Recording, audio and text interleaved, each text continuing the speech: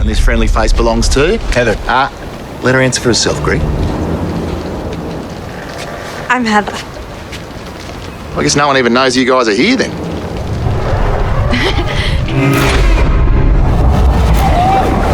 My character, Tucker, he's a wounded child with a lot of issues still yet to be resolved. But he fancies himself somewhat of a conservationist and kind of at one with the shark.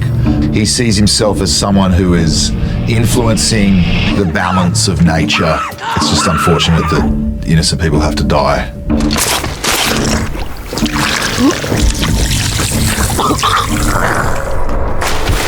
The shark brings order. Without this, chaos reigns and weaker creatures just think they can do whatever they want. I guess I approached him like any other character. It really just comes from instinct and like developing an understanding for who he is and why we're in this kind of position, this like fraction in time that we explore within his world.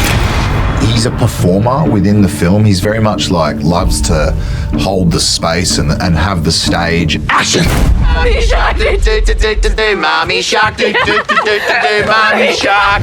I think what was happening was really working for Sean, and he just let me, run wild. Definitely one of the craziest performances I've laid down. Sean Byrne, fantastic to work with him. He's obviously someone who is widely respected within this genre. Playing in this space is kind of funny for an actor because not everything feels as scary as it needs to, and there's a lot of elements that need to come in to influence that for the audience. You need a real anchor in your director to kind of hold on to the integrity of that. Hassie Harrison and Josh Houston, I loved. We had such a ball. Hass was just such a gutsy teammate and opponent in this film. From the first time I read the script, I knew that it was going to be a real challenge for whoever was playing that role, just because of what they have to endure. She was a great choice. And Josh, I just can't say enough nice things about. He's such a charming young bloke, a man with a lot of integrity and passion, and I can't wait to see him soar. We shot this film primarily on a boat. We shot so much out at sea. I'll add, I was not looking forward to that. There's certain elements about shooting in open water that you really can't create if you're moored in a marina. Just having a horizon, creating that space and that isolation. It could be in a giant tank and shooting against green screen all day, and it just wouldn't have felt nearly as authentic. So I was thrilled that we got the privilege of doing it out there for real. There is a dance scene. Yeah, it was completely improvised after one of his wins. I got myself a couple of tickets to see a rock and rollin' band. Come on, girl, just get on your shoes. We're gonna hear some sounds. Come on, babe, you know there ain't no time to mess around. It was 2 takes, me and Shelley Farthing-Dora, the incomparable cinematographer. He was just handheld, and we're in the galley in Tucker's boat. I just went for it.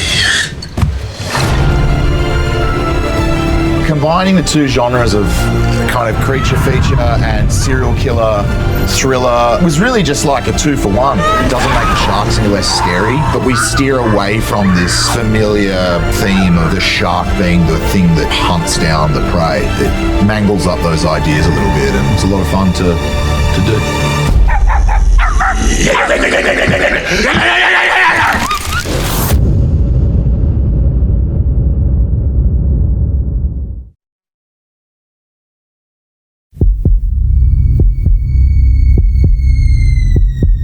Hello there, I'm Jai Courtney, and in my new film Dangerous Animals, I play a serial killer who loves nothing more than dispensing of his victims with grisly ends. Of course, this is just an acting role. In real life, I would never brutally stab someone with a knife or feed them to bloodthirsty sharks. No, that sounds more like something that my evil twin brother, Jai Courtney, might do. Oh, look at him. He's a nasty little rascal, isn't he? He's currently evading law enforcement in the States, but he's too clever for them to catch him yet.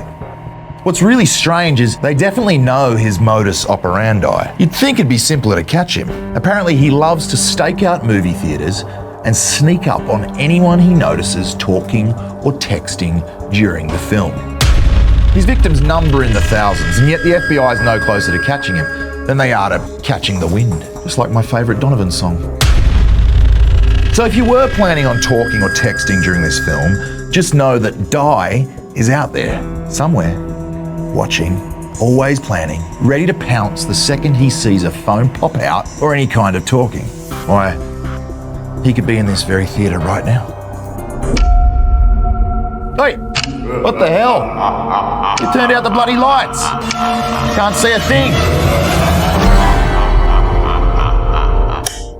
He was in this very theatre.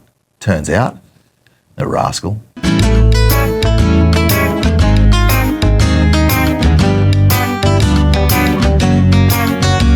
See dangerous animals in theatres.